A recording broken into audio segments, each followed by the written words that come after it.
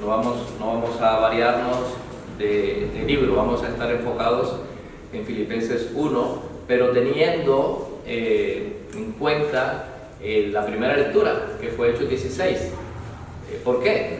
Pues porque en Hechos 16 nos narra la manera como esta iglesia de los filipenses se fundó. ¿Sí? De hecho, es la primera iglesia en Occidente, la primera iglesia en Europa, formada por una familia, la familia de Lidia, y también otras personas que se acercaban alrededor del río en día de descanso a orar, porque bueno, era una comunidad muy pequeña, una comunidad judía muy pequeña, y no tenía sinagoga. Entonces para los judíos no es el mar es sinónimo de mal, y el río es sinónimo de gozo y alegría, de vida, ¿no? Entonces se reunían ahí, y así fue que comenzó la predicación de Pablo. Pablo siempre se iba a los judíos primeramente a predicarles el Evangelio. Y en Hechos 16 nos narra la fundación, los primeros pasos de esta congregación, la primera en Occidente, la primera en Europa, y creo que está de más decir que hay miles ahora mismo, pero esa es la primera, la iglesia de los filipenses. Y la primera europea que conoció a Cristo fue Lidia. Entonces, es interesante en ver que esto a veces lo pasamos por alto, pero la palabra de Dios es hermosa y nos dice muchas cosas. Antes de comenzar, realmente vamos a poner esto en las manos de nuestro Señor. Oremos.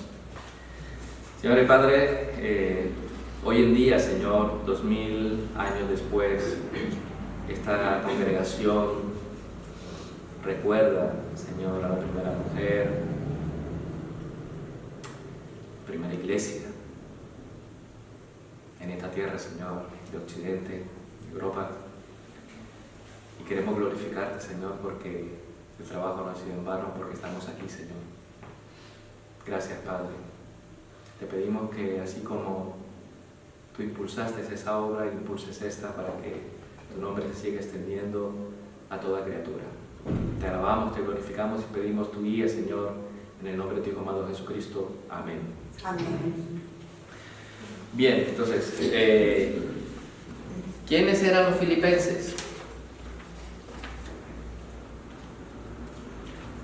He visto varios comentarios en diferentes autores, y decían que era de hecho, el Hechos de los Apóstoles habla de una comunidad, habla de que es una provincia de Macedonia, ¿no? Al norte de Macedonia,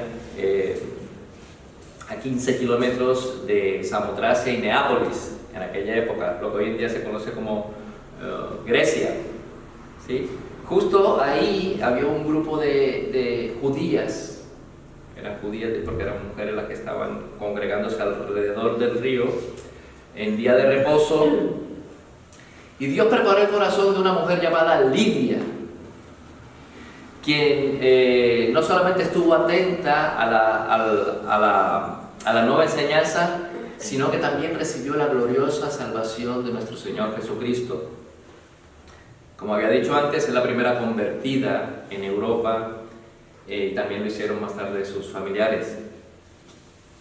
La ciudad de Filipos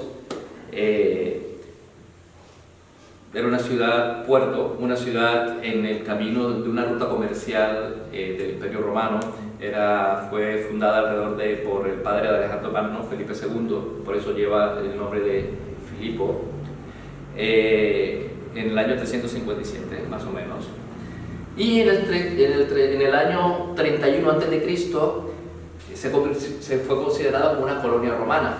Otros autores dicen que era como un Benidorm, en el sentido de que los jubilados de algunas ciudades del imperio se iban a vivir ahí, porque había oro, había buenos ríos, había lagos termales, y bueno, y el comercio era bastante abundante, y era un buen punto, como vimos en Hechos, que Pablo fue guiado por Dios mismo a ir allá, no le permitió ir a otros lados, pero sí pudo llegar a Filipos. Eso fue lo vimos en Hechos.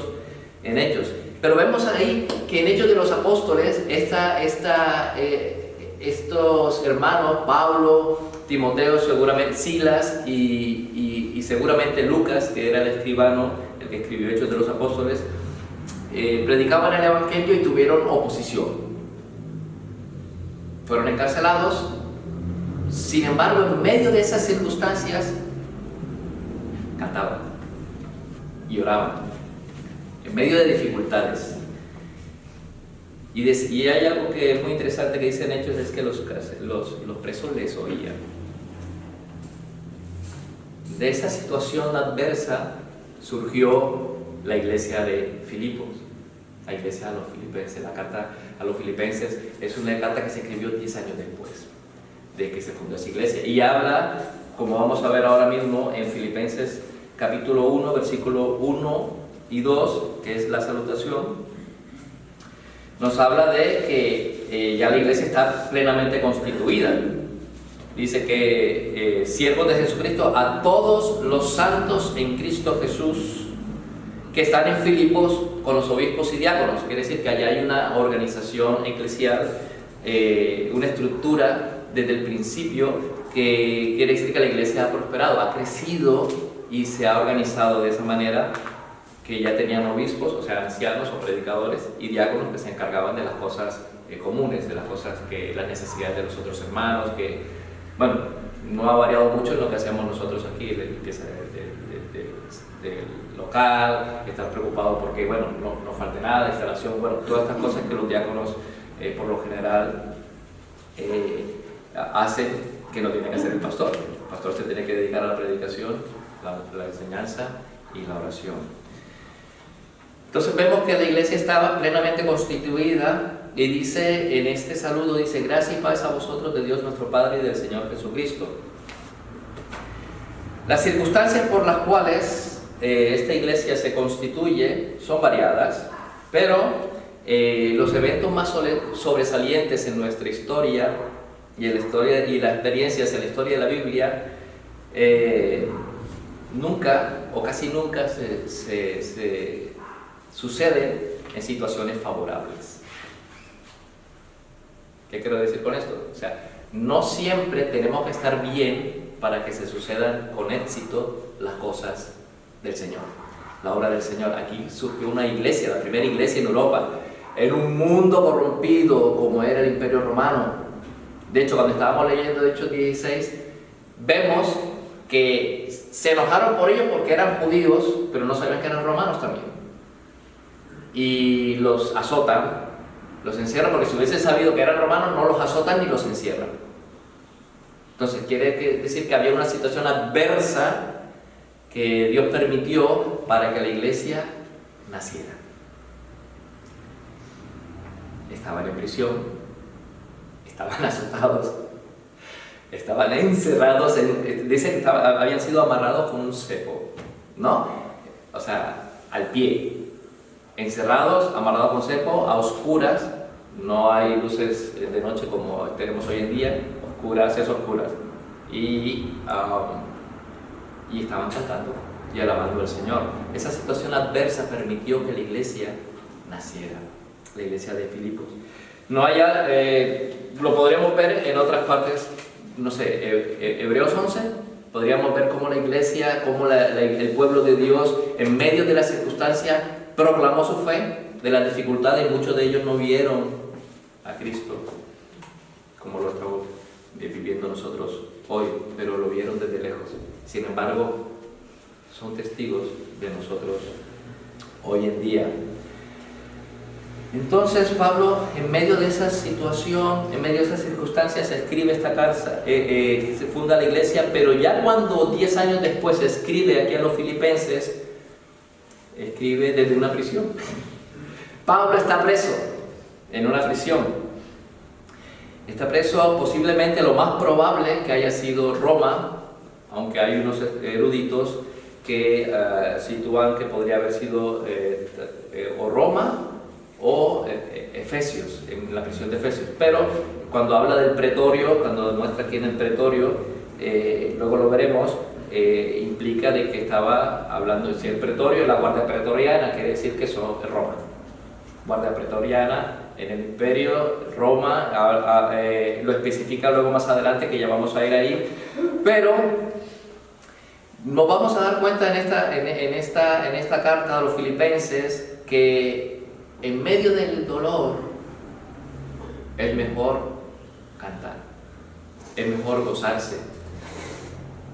De los 104 versículos que componen la carta a los filipenses, hay 16 veces que encontramos la palabra gozo o regocijo, que es más o menos chairo o sichairo, ¿no? Que quiere decir regocijo, regocijarse, gozo, alegría, ¿sí? O alguna de esas formas, ¿sí? 16 veces encontramos la palabra en estos cuatro capítulos de Filipenses.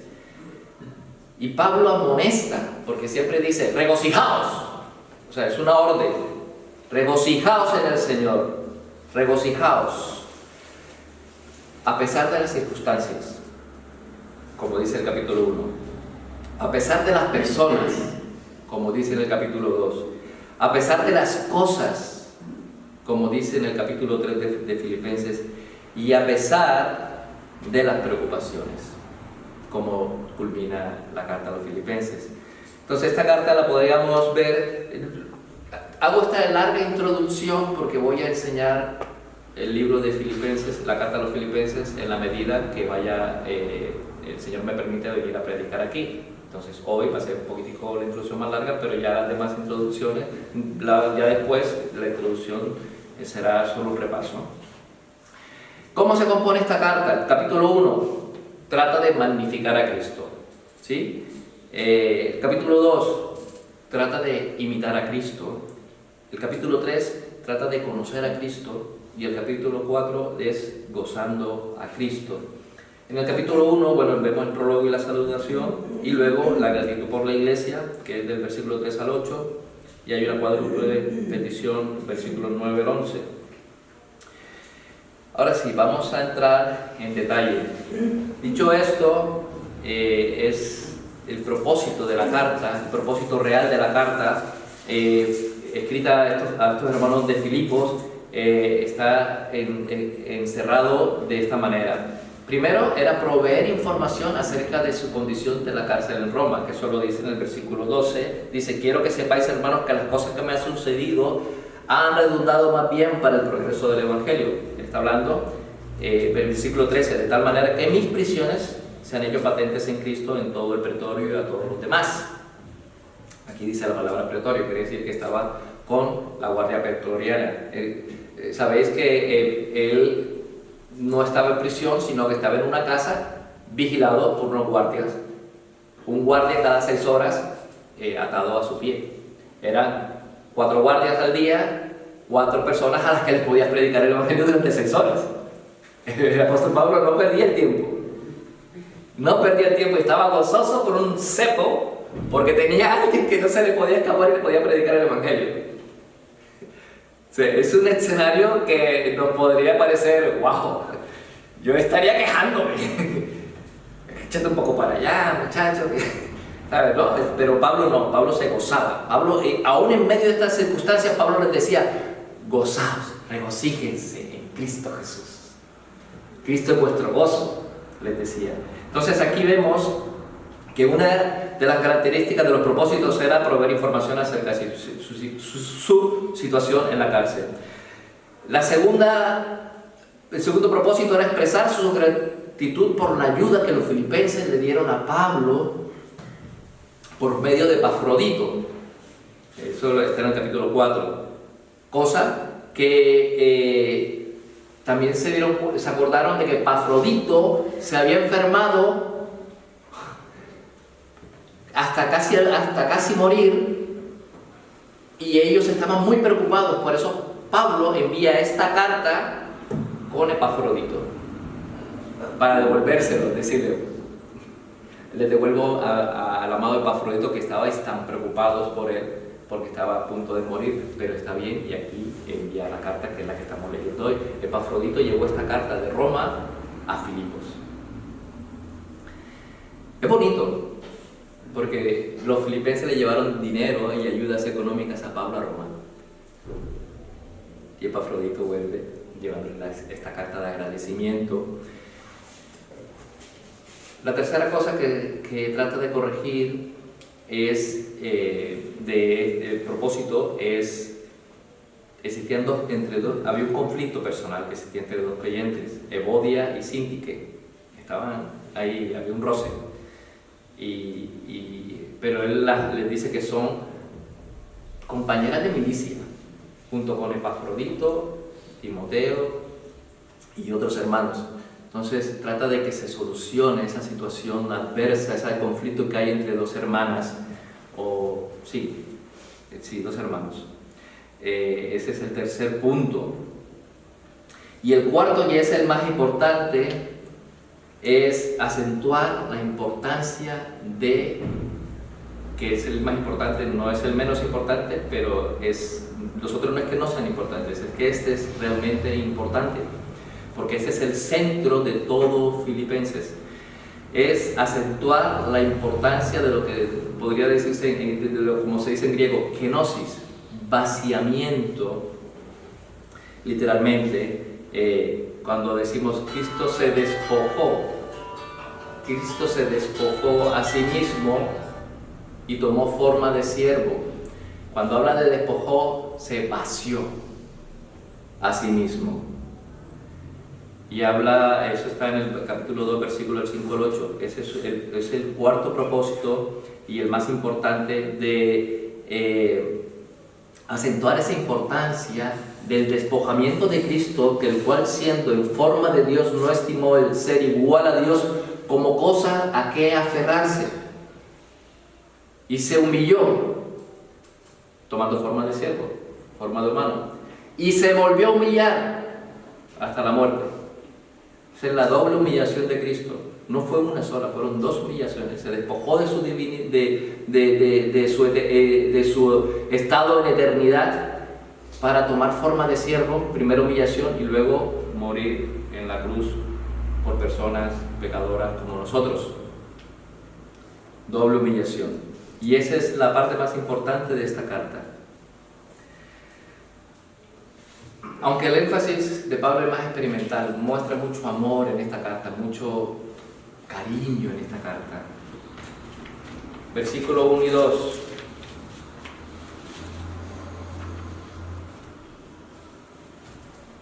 Pablo y Timoteo, siervos de Jesucristo, a todos los santos en Cristo Jesús que está en Filipos.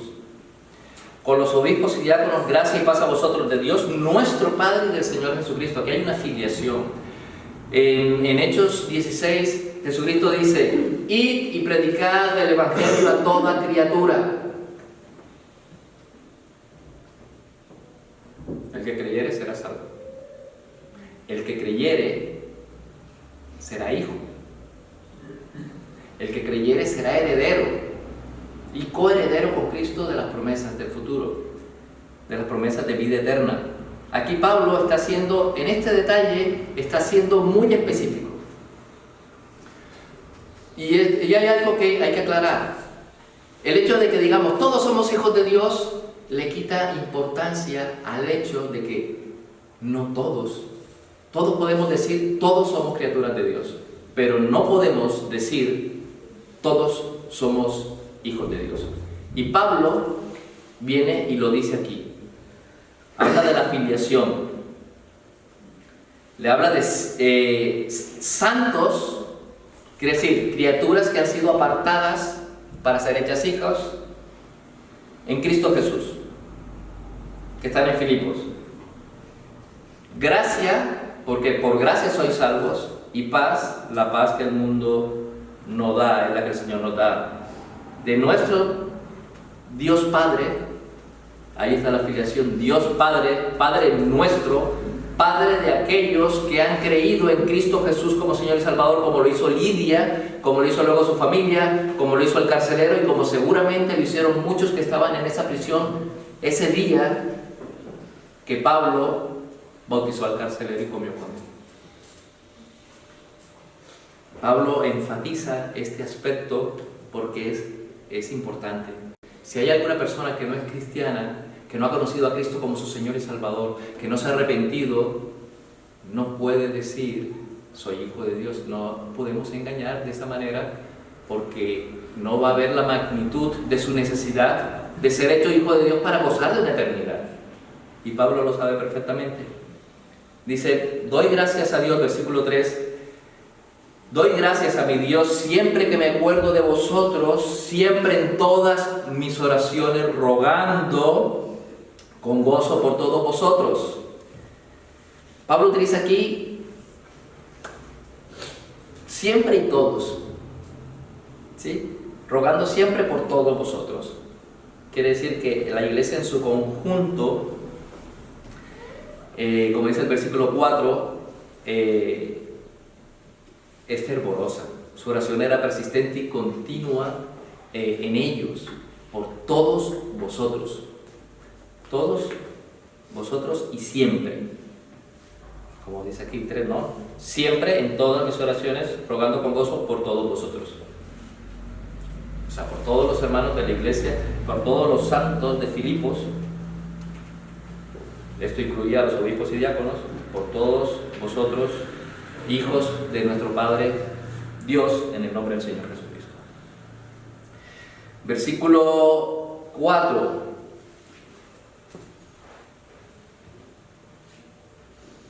¿Hay alguno de aquí que no se acuerde en su inicio como cristiano de algún hermano al cual haya recibido un discipulado, le haya predicado la palabra, haya estado atento a su crecimiento espiritual como cristiano?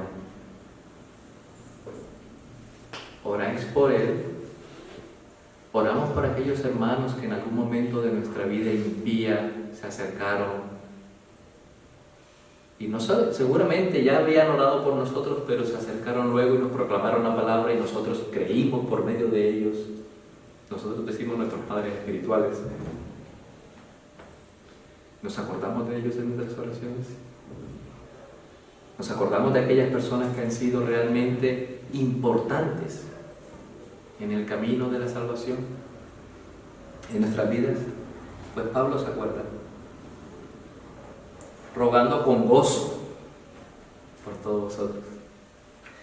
Rogamos con gozo por todos vosotros, por vuestra comunión. Por vuestra comunión. Versículo 5. Siempre recordando con gozo, recordando con gratitud. ¿Sí? Para Pablo, esta iglesia despertaba un sentir muy diferente, por decir, a los Gálatas. O sea, podíamos ver en Tesalonicenses, en Timoteo, cuando Pablo escribe a Timoteo que a muchas personas le habían causado tristeza, desánimo en el ministerio. Eso lo vemos en 2 Tesalonicenses 3:11. Acordarse de los nombres a Pablo le impulsaba a orar por ellos, y Pablo oraba por ellos. Él hablaba de diáconos y luego menciona nombres específicos en esta congregación. Es más fácil a veces recordar a hermanos que nos han causado daño o tristeza o desánimo en el ministerio que aquellos que no. A los hermanos que no nos causan nada, pues súper, no nos causan nada. Pero muchas veces hay hermanos que nos causan desánimo y todo esto. Pablo escribió acerca de algunos hermanos que les causaban desánimo. Es lo que había dicho en Tesalonicenses y en Timoteo, ¿no? Pero no en el caso de Filipos. En el caso de Filipos, esta iglesia era como algo muy especial para él. Fue cuando el Espíritu le dijo, es aquí donde vas a ir. ¿Sí? Y esa fue la primera, esa iglesia le causaba mucho gozo. ¿Sí? Le recordaba con gozo, le recordaba con gratitud. Y el versículo 6 dice, estando persuadido de esto, que el que comenzó en vosotros la buena obra la perfeccionará hasta el día de Jesucristo. Dice, por vuestra comunión en el Evangelio, versículo 5, desde el primer día hasta hoy. Vamos a leer del 3 al 6. Doy gracias a mi Dios siempre que me acuerdo de vosotros, siempre en todas mis oraciones, rogando con gozo por todos vosotros, por vuestra comunión en el Evangelio, desde el primer día, aquel día que estuvo predicándole a Lidia, que luego también fue encarcelado, que cantaba y oraba en medio de la prisión. Desde ese día hasta ahora hay una comunión en el Evangelio de sus hermanos. Y dice, estando persuadido de esto, hay una gran persuasión aquí, estando persuadido de esto, que el que comenzó la obra en vosotros, la terminará. La buena obra, el que comenzó en vosotros la buena obra, la perfeccionará hasta el día de Jesucristo. Qué buen consuelo y qué gratitud saber que Pablo reconocía que estos hermanos iban en el perfeccionamiento de la salvación. Muchas veces nosotros pensamos, quisiéramos tener, ya ser una iglesia perfecta, quisiéramos ser una iglesia totalmente donde todos cantamos, oh, yo te amo hermano, yo te aprecio, te quiero mucho. No, tú no me haces no tengo ninguna queja de tú. Todos, o sea, esas iglesias idílicas que no aparecen en la Biblia y que tampoco existen realmente, porque entre todos nosotros en algún momento vamos a tener alguna fricción, alguna cosa, alguna dificultad, pero estas cosas las tenemos que solucionar entre nosotros, porque ya esta iglesia no me llama mucho la atención, me voy para otra iglesia. Esto no es lo que enseña la palabra del Señor. ¿Sí? Ahí está tu prójimo. Es más fácil amar a alguien en China, cristiano en China, que amar al que tienes al lado. Al que tienes al lado te puede causar alguna molestia de vez en cuando. Una palabrita, una cosa con la que tú no estés de acuerdo. Ahí está, ahí es la aflicción de tu próximo. Sí, pero amarás a tu prójimo como a ti mismo. Y tu prójimo no es el que está en China. Podrá ser tu hermano, pero tu prójimo es el que está al lado tuyo. Y en esta iglesia Pablo estaba diciendo, precisamente habla de Evodia y Sintique en el capítulo 4, de que solucionan ese pequeño inconveniente de egoísmo y fricción que tienen entre ellos. La obra fiel y constante de Dios, este versículo 6, habla del proceso de la salvación, ¿no? Que comenzó en vosotros la obra, la buena obra, la perfeccionará hasta el día de Jesucristo. Esto es magnífico, porque aquí el apóstol Pablo le está diciendo que no se preocupen, no sois perfectos, pero el Señor comenzó en vosotros la obra y la va a terminar. Yo no soy perfecto, pero yo sé que el Señor está trabajando en mí y lo que comenzó en mí lo va a terminar.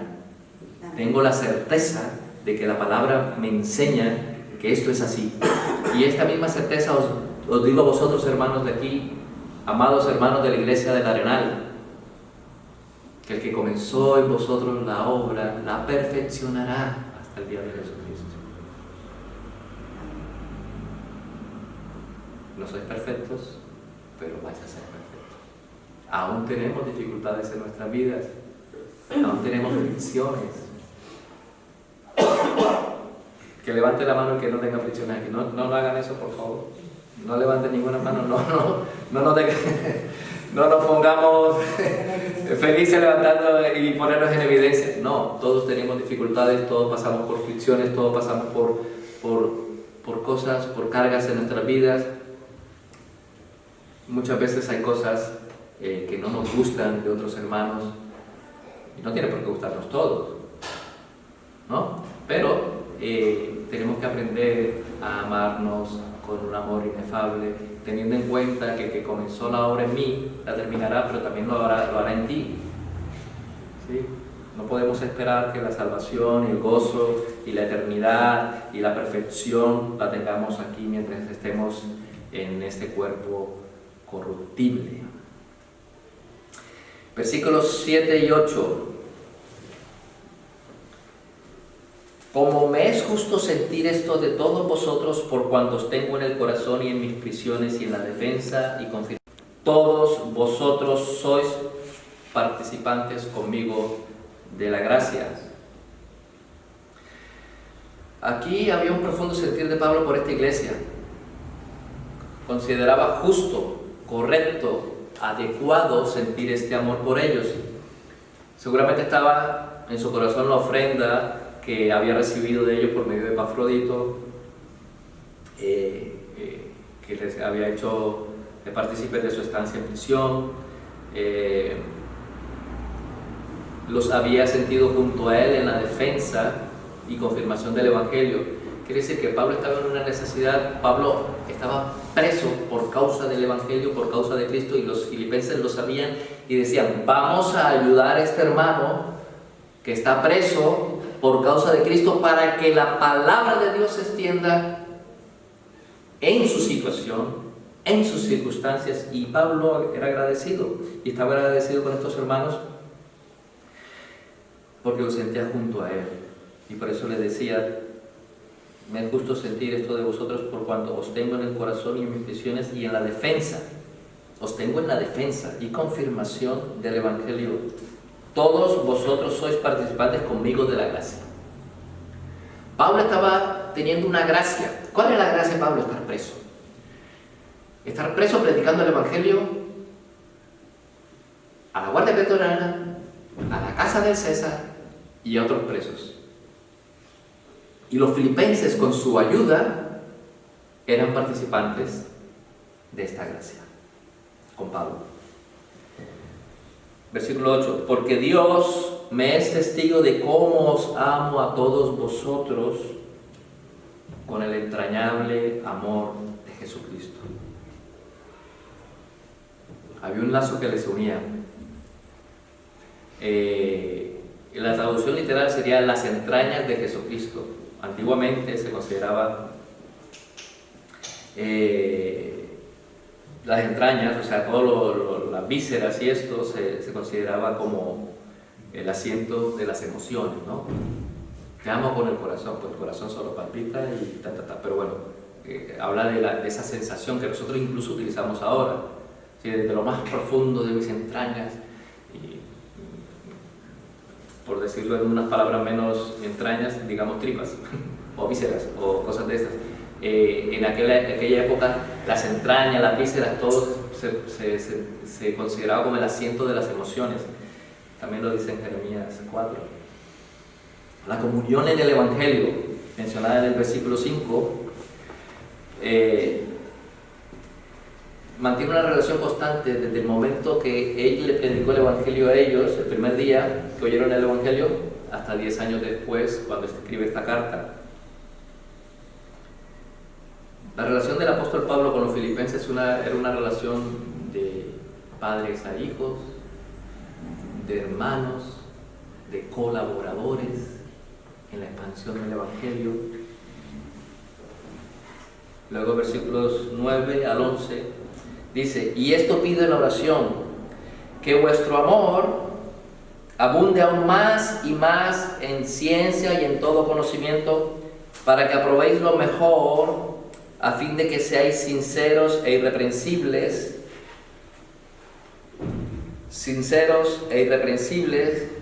para el día de Jesucristo, llenos de frutos de justicia que son por medio de Jesucristo para gloria y alabanza de Dios.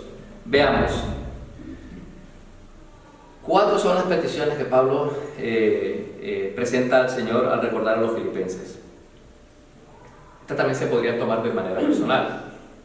Sí, voy a hacerlo como si fuera de manera personal, ¿no? El proceso en que nos encontramos, podemos pedir en estas oraciones. Pablo pedía por los filipenses, pero podemos pedirlo por nosotros mismos. Versículo 9: que mi amor abunde aún más y más en ciencia y en todo conocimiento. Versículo 9. Versículo 10: que apruebe lo que es mejor. Es una petición. Señor, que yo apruebe lo que es mejor. Versículo 10, que sea sincero y irreprensible para el día de Cristo. Y el versículo 11, la cuarta, que mi vida esté llena de frutos de justicia para la gloria y alabanza de Dios. Versículo 11. Dice, llenos de frutos de justicia que son por medio de Jesucristo para gloria y alabanza de Dios. Son 4 peticiones que están marcadas entre el versículo 9 y el versículo 11. Peticiones que podríamos tomar para nosotros mismos, pero también peticiones que yo podría hacer para mis hermanos. O vosotros, hermanos, podrías hacer por mí. Que aprueben lo que es mejor. Que mi amor abunde más y más en ciencia y en todo conocimiento, que sea sincero y irreprensible para el día de Jesucristo, que mi vida está llena, que la vida de mi hermano o mi hermana esté llena de frutos de justicia para gloria y alabanza de Dios. Son 4 peticiones hermosas que un apóstol está pidiéndole a Dios por sus hermanos en Filipos. Esto es hermoso, esto no deja de sorprender que Pablo, en medio de sus tribulaciones, sus angustias, su cárcel, su cepo, su guardia pretoriano, sus limitaciones, siempre le daba gozo. Y siempre teniendo en cuenta, como vemos ahora en el versículo 12, veremos ahora en el versículo 12,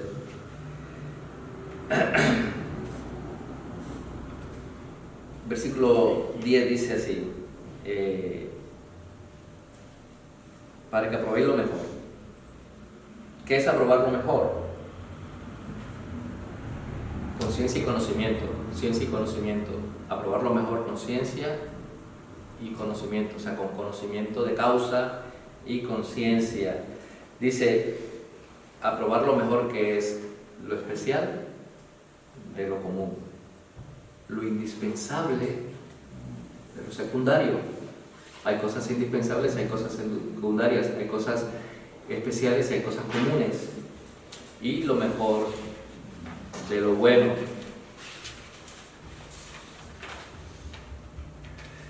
Es más fácil distinguir lo bueno de lo malo,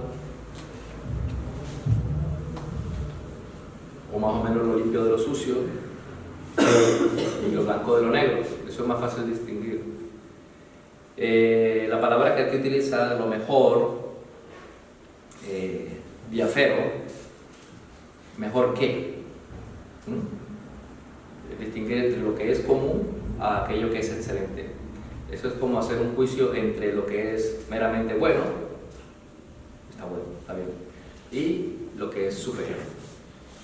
Entonces, que aprobéis lo mejor.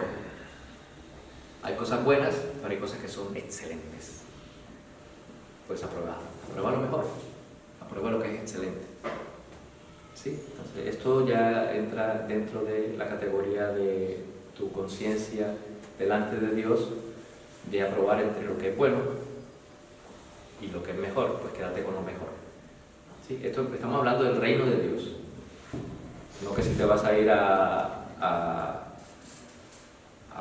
una tienda de calzado vas a coger uno bueno y uno mejor porque vas a pillar el precio que te parece mejor. No, tiene que ver con el reino de Dios. Y con el reino de Dios es que estamos hablando ahora mismo. Bien, entonces vemos aquí desde el versículo 12 al 19, voy a hacer un resumen porque vamos a dejarlo hasta aquí, pero veremos en el versículo del 12 al 19, dice, voy a leerlo, quiero que sepáis, hermanos, que las cosas que me han sucedido han redundado más bien para el progreso del Evangelio, de tal manera que mis prisiones se han hecho patentes en Cristo en todo el pretorio donde estaba y a los demás. Y la mayoría de los hermanos, cobrando ánimo en el Señor con mis prisiones, se atreven mucho más a hablar de la palabra sin temor. Algunos, a la verdad, predican a Cristo por envidia y contienda, pero otros de buena voluntad. Como vimos, la primera parte es magnificar a Cristo, ¿no? Engrandecer. Como cuando yo veo aquí, no veo bien, y me pongo los lentes y magnifico mi vista para poder leer bien. Entonces nosotros, como cristianos, el propósito, como dice aquí en Filipenses, al principio, magnificar a Cristo, engrandecerlo, ¿no? Aumentarlo. Cuando el salmista, en el Salmo 34:3, invita a engrandecer al Señor, está pidiendo que nos unamos a Él para magnificarlo. Tenemos que magnificar al Señor. Pablo magnificaba al Señor y engrandecía al Señor predicando el Evangelio. Y los hermanos que veían la obra que Pablo estaba haciendo en prisiones, dice el versículo 13, sea ello patente en todo el territorio. Y la mayoría de los hermanos, versículo 14, cobrando ánimo, o sea, si Pablo lo está haciendo desde la prisión, yo voy a hacerlo también. No me importa ir a la prisión, voy a predicar el Evangelio, como el hermano Pablo, cobrando ánimo en el Señor con mis prisiones. Dice, se atreve mucho más a hablar de la palabra sin temor. Así que, hermanos, si veis a algún hermano que está en prisión por causa del Evangelio, cobra ánimo. Si él está en prisión por causa de Cristo, ¿qué pasa si tú también vas por causa de Cristo a predicar el Evangelio? ¿Qué pasa si tú vas a prisión por causa de Cristo por predicar el Evangelio? ¿Te vas a echar para atrás? ¿Va a ser Pablo mucho más valiente? Tenéis el mismo espíritu. Todos tenemos el mismo espíritu de Dios. A todos nos ha sido dado el mismo espíritu.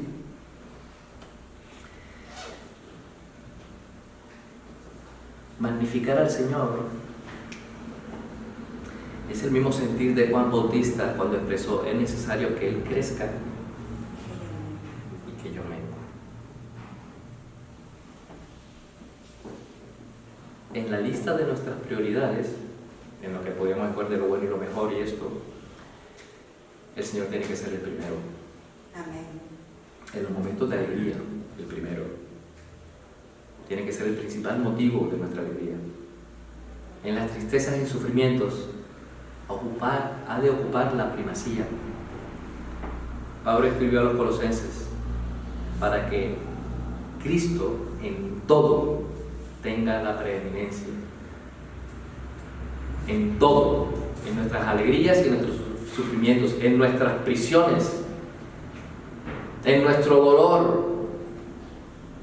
Gloria al Señor, porque mi dolor no es nada comparado con la gloria que me vendrá en Cristo Jesús. Gloria a Dios, porque mi prisión me permite que le predique a personas que posiblemente, si yo no estuviera metido ahí preso, no recibirían la luz del Evangelio. ¿Veis la importancia de los filipenses? Los filipenses fue una iglesia que prácticamente se fundó con presos y con una judía a la orilla de un río. Si Pablo no hubiese ido preso esa noche, no hubiese predicado el Evangelio al carcelero y a los otros presos. Os apuesto que muchos de los diáconos y obispos aquí compartieron prisión con Pablo. Por otras razones, seguramente, pero compartieron prisión con Pablo 10 años atrás. ¿Qué podemos aprender en esta primera parte que hemos visto hoy? Podemos aprender que en medio de las dificultades,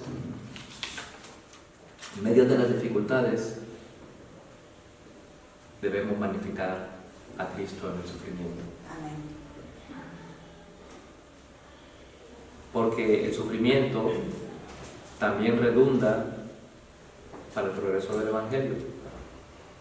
También, como dice aquí el versículo 14, da ánimos a otros.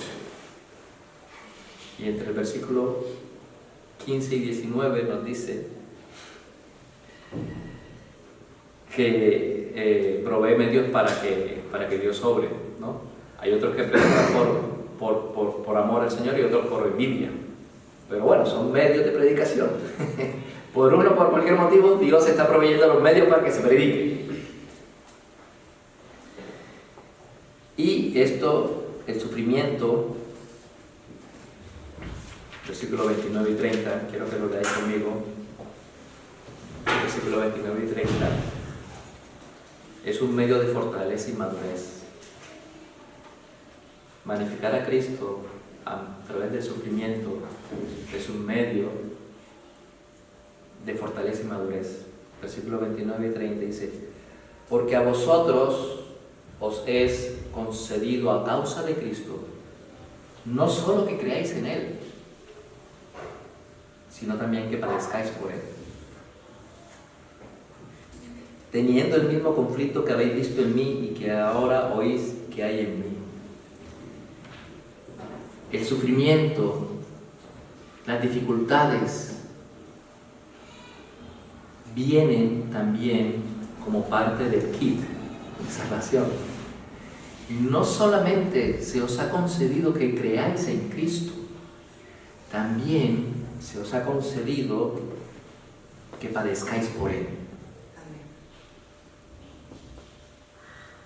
Yo sé que hay hermanos que tienen algunas posiciones diferentes acerca del Apocalipsis y el milenio y esto.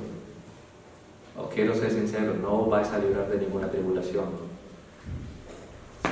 No os engañéis, todo creyente va a pasar por tribulación. Y eso porque Dios os ha concedido, no solamente que creáis en Él, sino que también padezcáis por Él. Así que no esperéis un arrebatamiento de, ay, si yo no voy a librar. Olvidaos, vais a padecer si sois creyentes. Y esto para la gloria de Dios.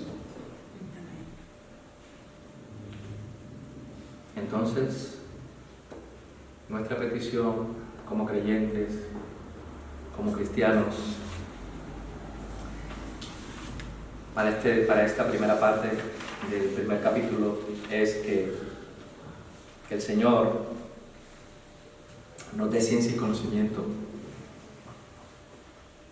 que nos dé certeza para probar lo que es mejor, para que seamos sinceros e irreprensibles para el día de Cristo, y que que nuestra vida está llena de frutos de justicia para la gloria y la alabanza de Dios. Con esto nos podemos quedar en esta mañana, gozados en el Señor siempre, alegraos porque se os ha concedido no solamente creer en Cristo, sino también padecer por Él, sufrir por Él. Esto es un privilegio. Saldremos de aquí y saldremos gozosos. Nos encerrarán y seremos gozosos, cantaremos, alabaremos al Señor en la prisión. Si nos tienen que meter preso, que nos metan preso. Cantaremos y alabaremos al Señor en la prisión. No nos olvidemos de que Dios está en control de todas las cosas. Dios es soberano. Cuando yo hice la introducción en Deuteronomio 32, Dios es justo, Dios es bueno, Dios es fiel y Dios reina. Cualquier cosa que nos suceda es para la alabanza y la gloria de su nombre. Voy a pedir a un hermano que si nos puede dirigir en oración.